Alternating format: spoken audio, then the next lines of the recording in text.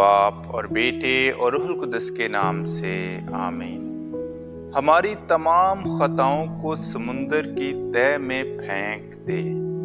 ہمارے لیے آج کی تلاوت میکا نبی کی کتاب، اس کا 7واں باب اور اس کی 14ویں اور 15ویں آیت اور پھر 18ویں سے 20ویں آیت۔ اپنے عصا سے اپنی امت یعنی اپنی میراث کی گلہ بانی کر، وہ کرمل کے جنگل کے درمیان تنہا رہتے ہیں۔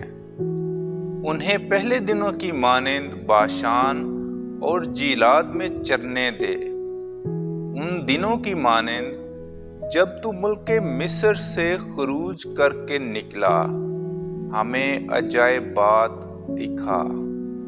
تیری مانند خدا کون ہے جو بدکاری کو معاف کرے اور اپنی میراث کے بقیہ کے گناہوں سے درگزر کرے؟